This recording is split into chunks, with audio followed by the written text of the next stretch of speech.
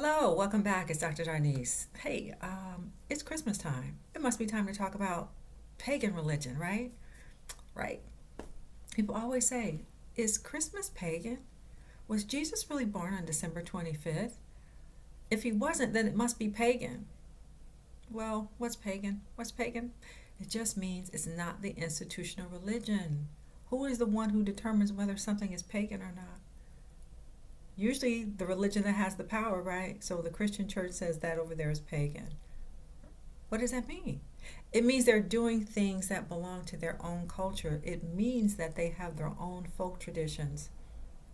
It means that they're out probably venerating their ancestors. They're probably venerating the things in nature, recognizing the cycles in nature, like today is the winter solstice. And so we acknowledge today is the shortest day and the longest night of the entire year. And throughout human history, humans have noticed this.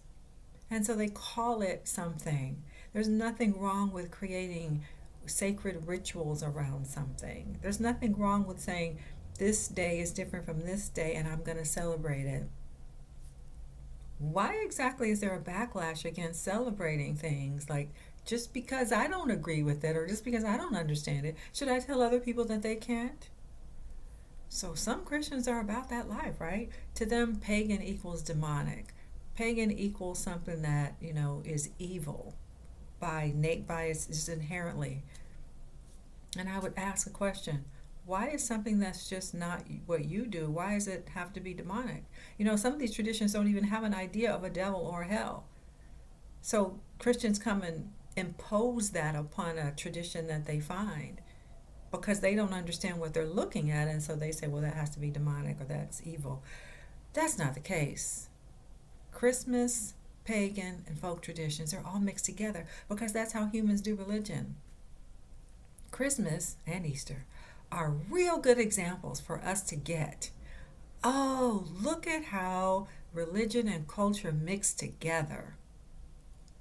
One of the things that it says in the Bible, this is for some, Christian people who might tend to look at other people and their practices and point a finger. You're really not supposed to have no Christmas tree in your house. That's one of those leftovers from the pagans, right? The non-Christians, people who have been cutting down a tree. This is a scripture. It comes from Jeremiah chapter 10, verses 2 through 4. Jeremiah chapter 10, verses 2 through 4.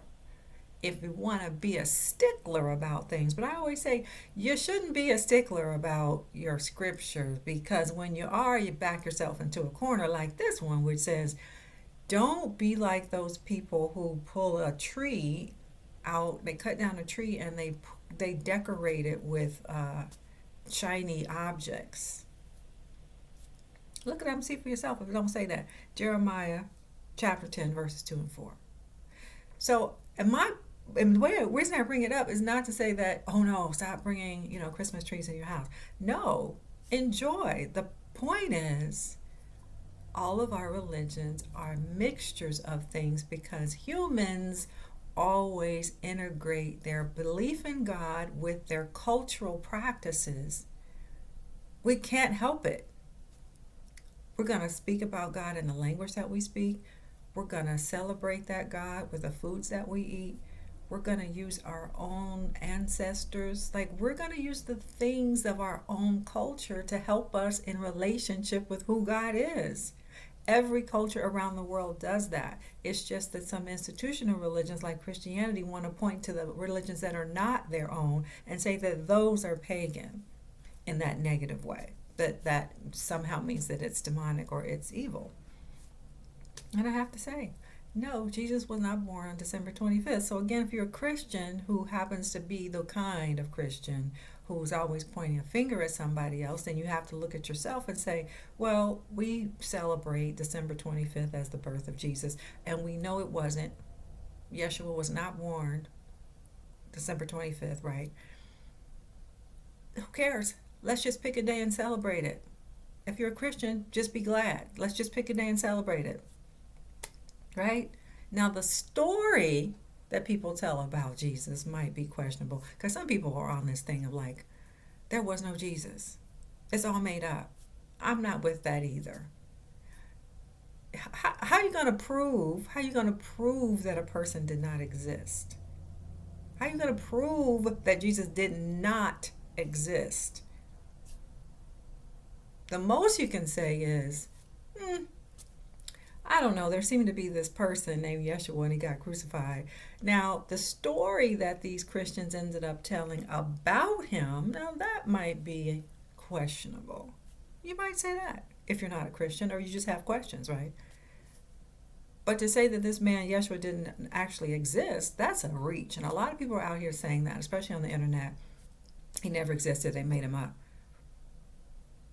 So think for yourself, 1,000 years from now, somebody tells a story about you. That story is incorrect. So should somebody reach back and say, that they never existed? They actually didn't exist. One thing does not correlate to the other, right? You can exist. You can have a whole life. Other people 1,000 years from now can tell a whole different story about who you are. That doesn't mean you didn't exist. That just means they made up a story about you. Anyway, Jesus was not born on December 25th. Okay, let's just pick a day and celebrate him. That's fine. We probably shouldn't be bringing these trees into our house and decorating them. Ooh, that's kind of a problem. Unless you realize, oh, it's really okay because what we're doing is mixing our belief in God with our culture. And I really don't think God is mad. Why? Okay. What else is there I want to share with you? And Christianity is not the only religion out here. I know a lot of Christians believe that Jesus is the only way.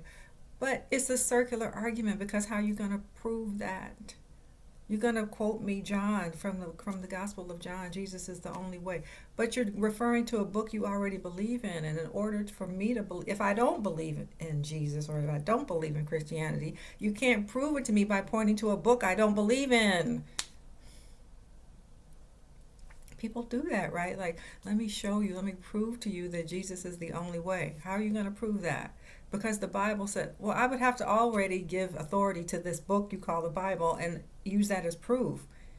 It's a book among many, and I have no problem with it.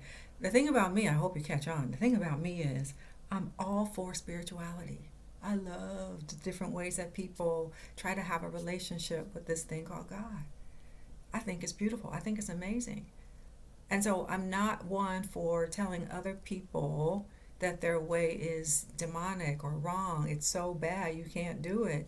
When within your own tradition, especially, there are hypocrisies, right? So let us not get bogged down with this thing called pagan.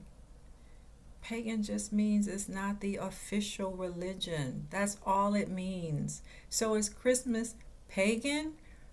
It has the influences of people before Christianity existed. They're still in there. It has, it has gone through so many different cultures all across this world for the last 2,000 years. So yes, there's elements of it left in it. It's okay. What can I say? And especially when we get to the African traditional, right? Now we're not talking about Christmas anymore, but when we get to the African traditional spiritualities, and some people are like, well, that's evil. Why is it evil?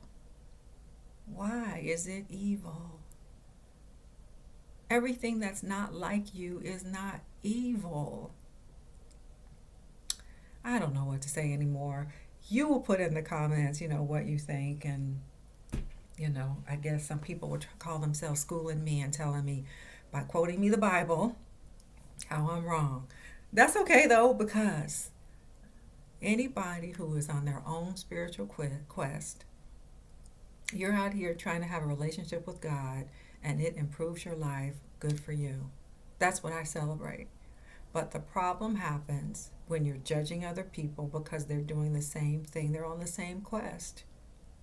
And the details of their quest are different from yours. If a Muslim looks at you and tells you that, you're doing it wrong, does that mean something to you? If a Hindu looks at you and tells you you're doing it wrong, does that mean something to you? So if you look at a Hindu and tell them they're doing it wrong, and you're going to show them their Bible, they just look at you like, I got books too. And it looks like in your book, you shouldn't be bringing that tree into your house. But there it is. And when we get to the resurrection, ooh, just full of these pagan folk traditions. But it's okay. It just means humans mix together culture and religion. That's what we do. How else would we have a relationship with the God of our understanding? We have to make it understandable, right? And meaningful. That's why we do it. It has to be meaningful. When you're raising your children in your own religion, your own spirituality, you got to make it mean something to them. Otherwise, they're not going to maintain it. We see that now with young people. Religion means absolutely nothing to a lot of people under the age of 30 right now. And unless you help them make a connection, they're never going to anybody's Christian church or anybody's house of worship. Religious membership is on the decline because it doesn't seem meaningful or relevant. Normally, what do?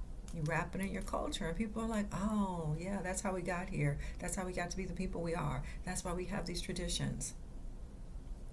So, again, it's all good. It's all good. So, enjoy this winter solstice, long night that we have here ahead of us. It's already good and dark at, what time is it? 5:30, already good and dark.